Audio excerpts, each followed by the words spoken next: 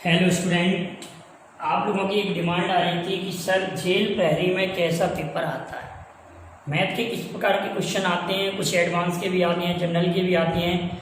तो मैं पूरा पेपर आपको सॉल्व कराता हूँ। जितने भी आज क्वेश्चन संभव हो जाएंगे मैथ के, उन क्वेश्चनों को सॉल्व करते हैं। मैंने जेल प्रहरी का बैच स्टार्ट कर दिया है गूगल मीट पर, तो आप मुझे कॉन्टैक्ट कर लेंगे मेरे व्हाट्सअप नंबर पर। मैं नंबर आप लोगों को लिख के दे रहा हूँ।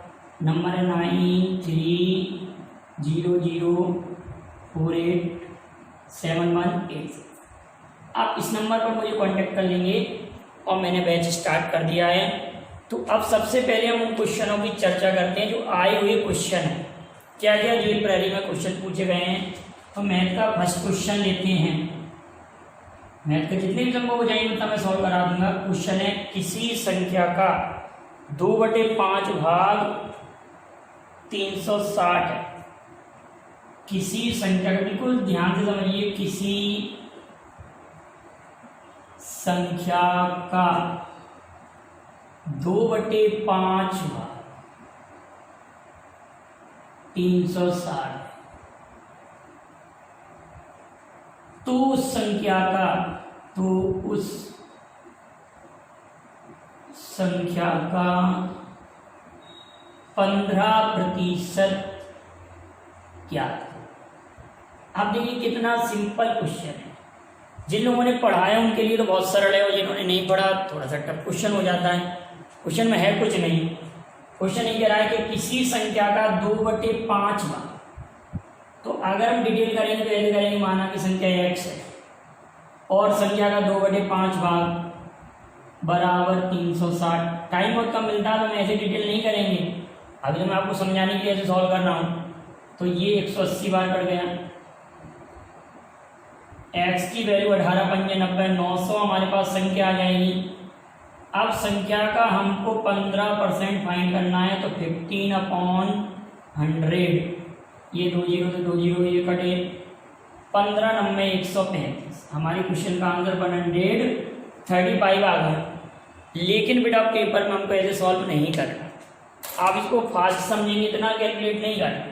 हम इसको कैसे कहेंगे, किसी भी नंबर का कोई भी पार्ट दिया हो, जैसे 2/5 है, 6/7 है, कुछ भी भाग दिया हो, तो नंबर फाइंड करने के लिए उसका अपोजिट मल्टीप्लाई कर देते हैं। 2/5 है तो 5/2, और 15% है तो 15/100। बस एक लाइन में हमको सॉल्व करना, ऐसे सॉल्व करना, ठीक है। तो अब हमको ये कैंसिल आउट होता दिख रहा है, क्लियर है, और ये 2 बार कैंसिल आउट हो गया। अब 4 से 4 9 36, 15 9 135। हमारा एक लाइन में सवाल का आंसर आ गया। एक लाइन में हमारा आंसर आ। इतना सिंपल तरीके से क्वेश्चन हमको सॉल्व करना। क्वेश्चन कोई कठिन नहीं आए थे। अगर आपने यूनिट नहीं पढ़ी तो आपको टफ लगेंगे। अब हमारा सेकंड क्वेश्चन लेते हैं हम। मैंने एक सिस्टम से जमाया कि किस टाइप का क्वेश्चन आपको जल्दी समझ में आएगा। अब इसी टाइप का अगला क्वेश्चन है, किसी संख्या का 2/5 भाग 24 है। अगला क्वेश्चन है कि किसी संख्या का 2/5 भाग 24 है। क्वेश्चन क्या बताओ, किसी संख्या का 2/5 भाग 24 है। 2/5 भाग 24 है, तो उस संख्या का 3/4 भाग क्या। तो उस संख्या का 3/4 भाग क्या। ये क्वेश्चन पूछा 24 किसी संख्या का कौन सा भाग है, 2/5। 24 संख्या का 2/5 भाग है ना बेटा, तो इसका अपोजिट मल्टीप्लाई कर देंगे हम, 5/2 लिख देंगे। और संख्या का 3/4 भाग याद करना, जिसका सीधा सीधा मल्टीप्लाई कर देंगे। तो इस 8 से ये 24 कट जाएगा, 8 तिया 24। अब मल्टीप्लाई जब हम इसका करेंगे, 8 तिया 24, 9 पंजे 45। हमारे क्वेश्चन का आंसर 45 आ गया। और क्वेश्चन नंबर हमारा सेकेंड। ये दो क्वेश्चन सॉल्व हो गए। अब थर्ड क्वेश्चन को हम लिखने जा रहे हैं। जब किसी संख्या में, क्वेश्चन है कि जब किसी संख्या में 9 का भाग दिया जाता है। क्वेश्चन है third question, question number third आया हुआ प्रश्न है आपकी परीक्षा में। जब किसी संख्या में 9 का भाग दिया जाता है तो भागफल 0.3। जब किसी संख्या में 9 का भाग दिया जाए तो भागफल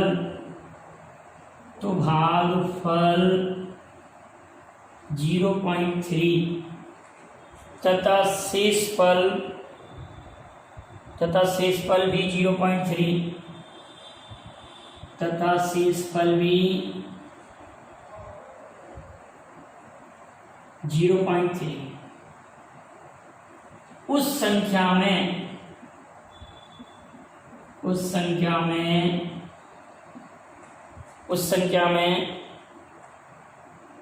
6 का भाग दिया जाए तो शेषफल 0 आता है। भागफल क्या हो? उस संख्या में 6 का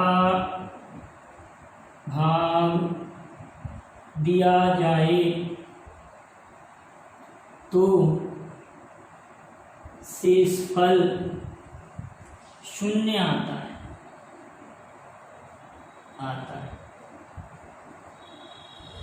तो भागफल क्या हो?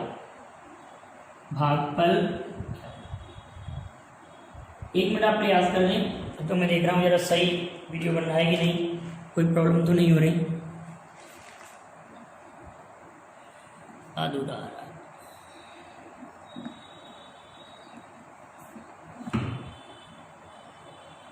क्वेश्चन हमारे पास क्या है? जब किसी संख्या में 9 का भाग दिया जाता है तो भागफल हमारे पास होता है 0.3। ये हमारे पास क्वेश्चन है और ये हमारे पास रिमाइंडर दिया है 0.3।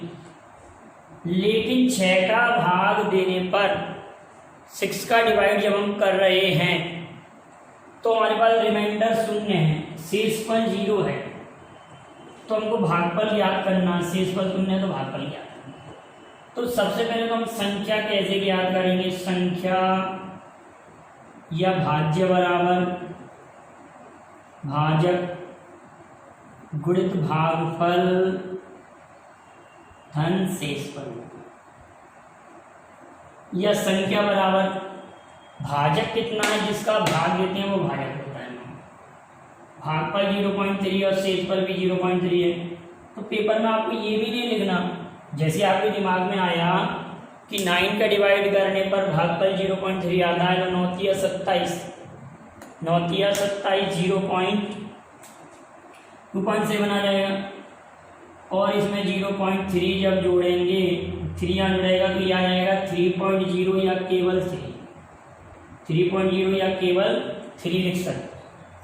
9 तिया 27, एक अंक बाद हमें केवल कितना आ रहा है? 3।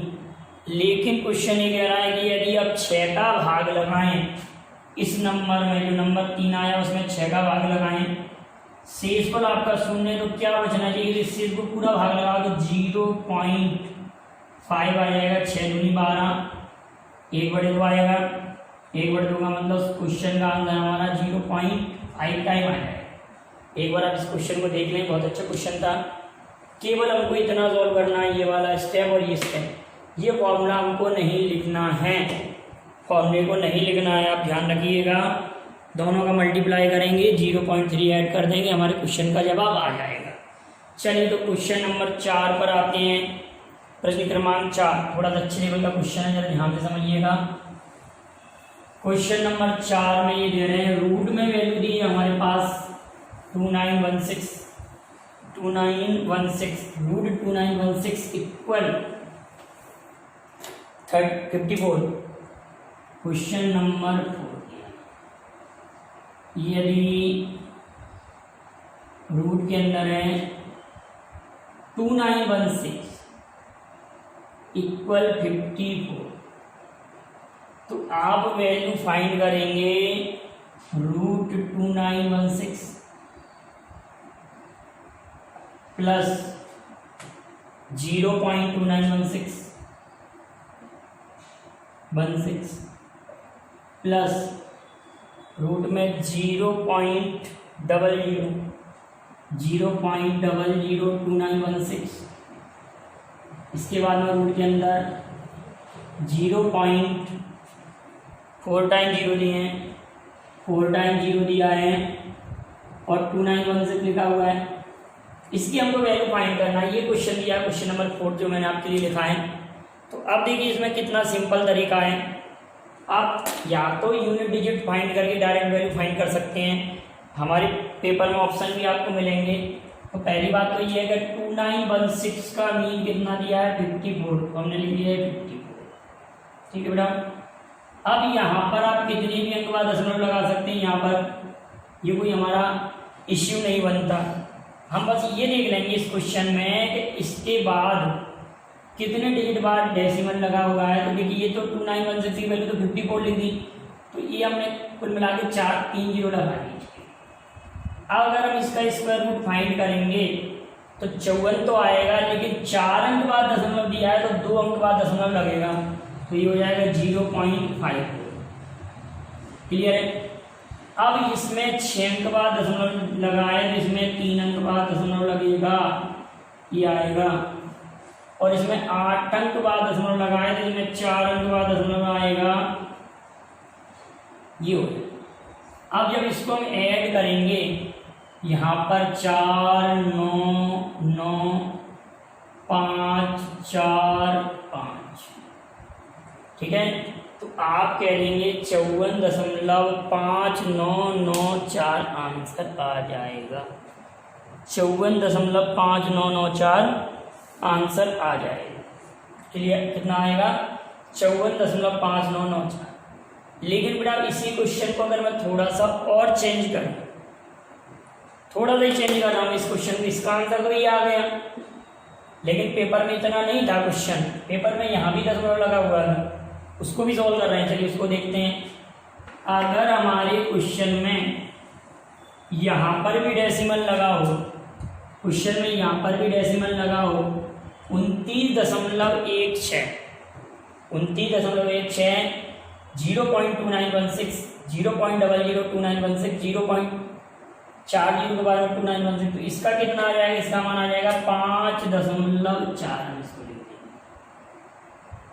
इसका मान आ जाएगा 0.54, इसको लिख देंगे 0.054, इसको लिख देंगे 0.0054 हम इसको जब सॉल्व करेंगे तो 4999.5.9994 ये आया हुआ क्वेश्चन। यहाँ पर दशमलव लगा हुआ था इस क्वेश्चन में, तो इतना था हमारा क्वेश्चन। कुछ भी चेंज करके आ जाए आप इस क्वेश्चन को सॉल्व कर पाएंगे। नेक्स्ट क्वेश्चन देखते हैं, क्वेश्चन नंबर 5। क्वेश्चन नंबर 5 में हमारे पास दिया है कि एक पूर्णांक संख्या ज्ञात प्राप्त करने के लिए, अगला प्रश्न लिख रहे हैं हम, एक पूर्णांक संख्या प्राप्त करने के लिए, क्वेश्चन नंबर 5 को लिखते हैं, एक पूर्णांक संख्या प्राप्त करने के लिए 2/5 इंटू 15/21 इंटू 7/10 इंटू 3/8 में कौन सी सबसे छोटी भिन्न जोड़ी जाए, में कौन सी सबसे छोटी भिन्न जोड़ी जाए, भिन्न जोड़ी जाए। क्वेश्चन ये कह रहा है कि इसमें इसको एक पूर्ण संख्या प्राप्त करने के लिए, पूर्णांक प्राप्त करने के लिए जो हमारे पास राशि दी है उसमें कौन सी छोटी संख्या में। तो पहले तो एक बात को क्लियर करें कि जैसे मैंने आपसे ये कहा कि यहाँ 8/11 है, 8/11 फॉर एग्जाम्पल, और मैंने कहा इसमें कौन सी संख्या जोड़ें कि ये पूर्णांक बन जाए।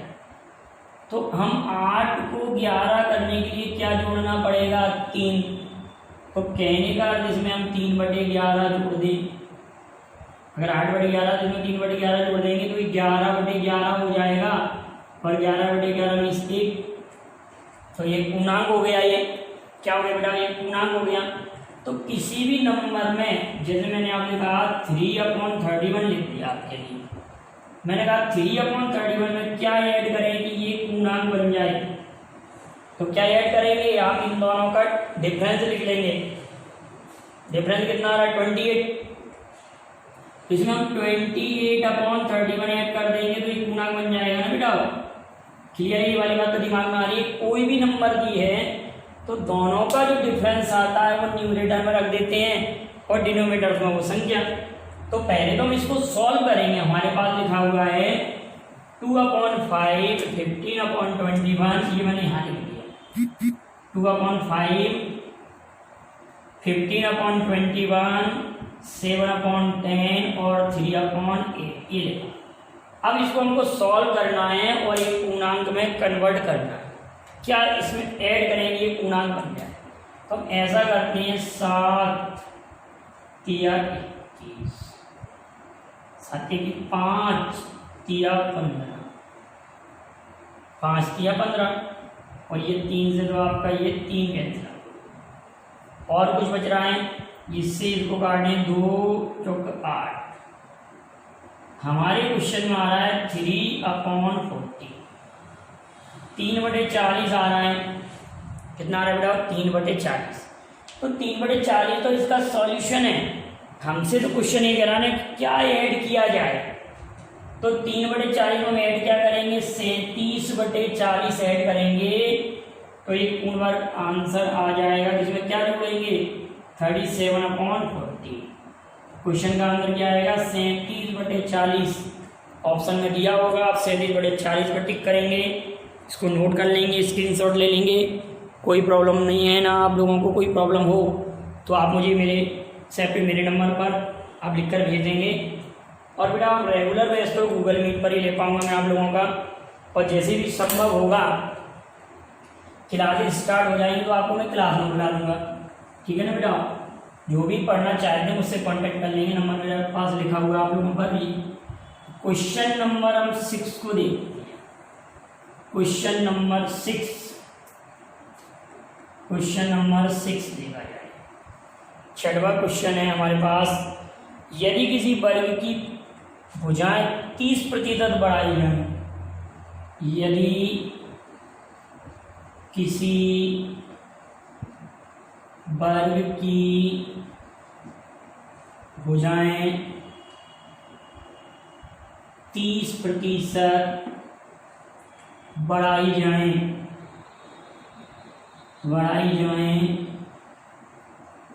तो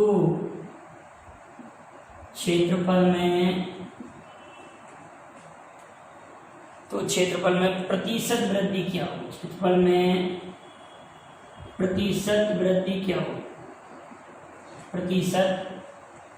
क्या हो। अब जो स्टूडेंट रेगुलर पढ़ रहा है इसको तो कोई प्रॉब्लम ही नहीं आएगी। अगर जिन्होंने 2D पढ़ा है बहुत अच्छे से, तो आप लोगों ने वर्ग पढ़ रखा होगा, वर्ग स्क्वायर में आप सभी लोग जानते हैं कि ये अगर हमारे पास स्क्वायर है, इसकी एवरी साइड इक्वल होना चाहिए। Every side equal, every angle is 90 degree,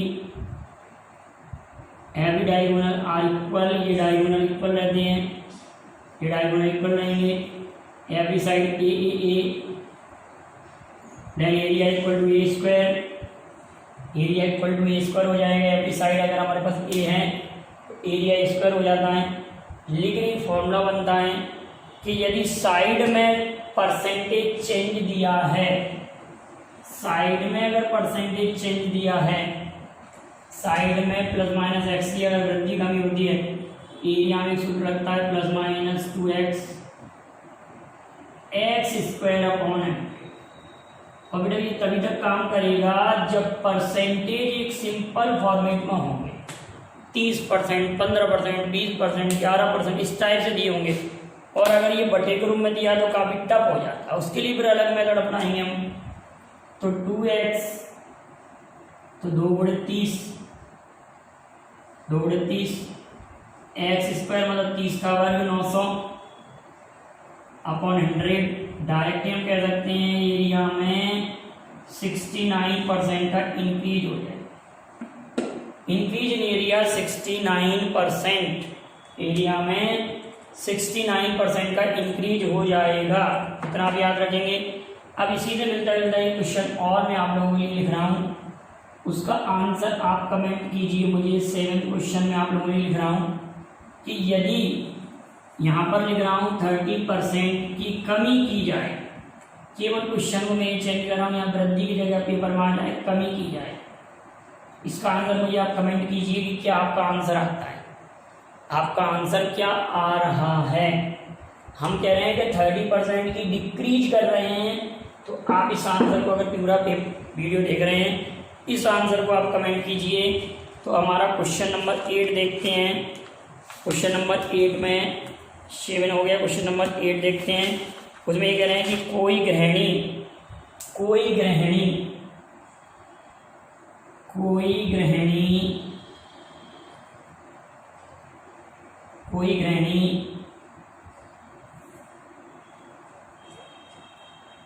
चीनी का मूल्य दिया बेटा, ऐसे नहीं है। यदि चीनी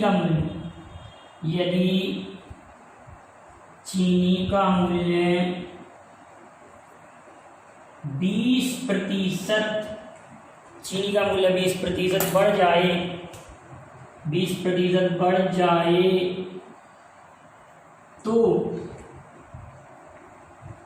जाए तो उपभोग कितने प्रतिशत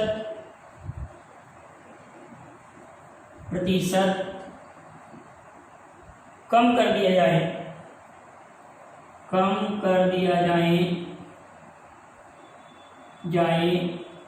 कि खर्चा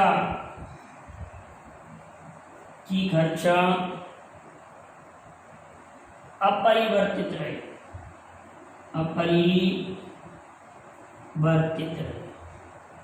या खर्चे में कोई बढ़ोतरी ना।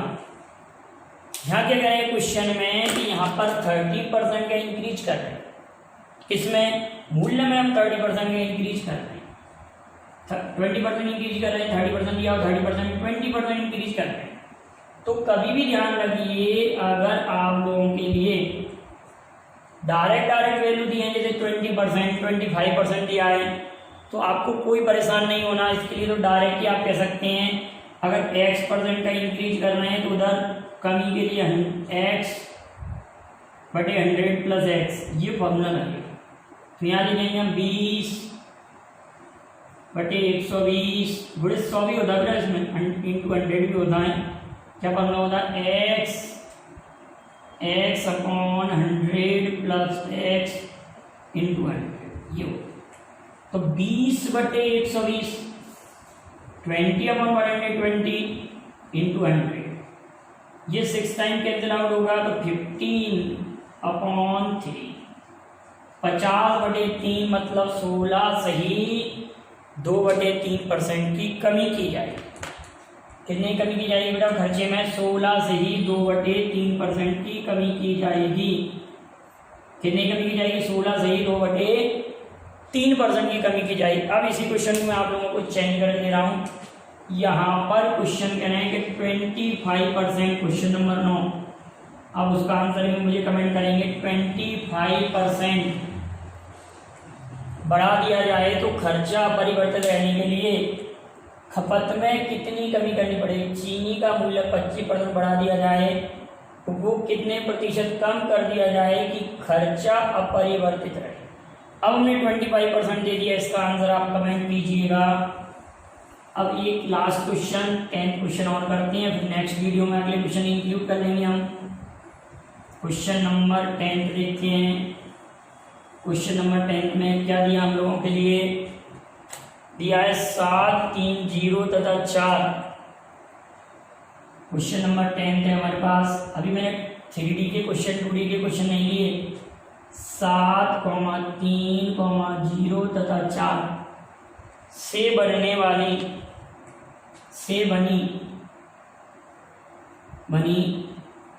4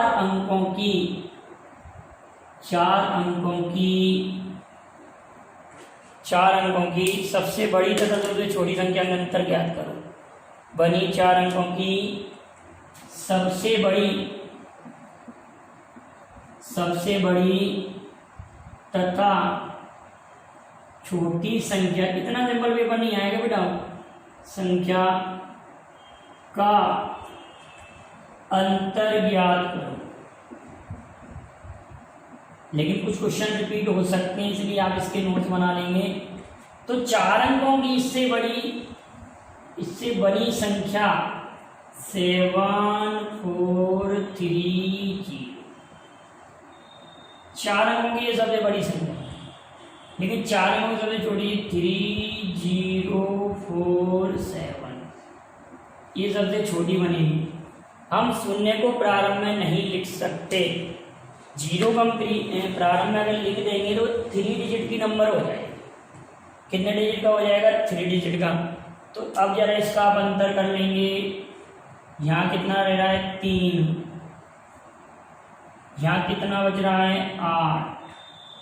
12 में से 4 यहाँ पर ले लिया तो फिर 3, और यहाँ से यहाँ पर लिया नहीं है तो यहाँ पर 4, 3, 8, 3, 4383 आपका आंसर है। आप इन क्वेश्चनों को नोट कर लें, जेल तैयारी में आए हुए क्वेश्चन हैं और 2 क्वेश्चन मैंने पूछे हैं। आप उनके जवाब कमेंट कीजिए और पसंद आए तो लाइक और शेयर कीजिए। अगले क्वेश्चन मैं नेक्स्ट वीडियो में लेकर आऊँगा। तब तक आप इंतजार कीजिए उन क्वेश्चनों को, इनका अच्छी तरह तैयारी कर लीजिए। मेरा नंबर आपके पास लिखा हुआ है। अगर आप बैच ज्वाइन करना चाहते हैं तो मुझे कॉल कर ले या मेरे व्हाट्सएप नंबर पर या स्पीकर भेज दें तो मैं आप लोगों से बातचीत कर लूँगा। ठीक है बेटा, थैंक यू वेरी मच। जय हिंद, जय भारत।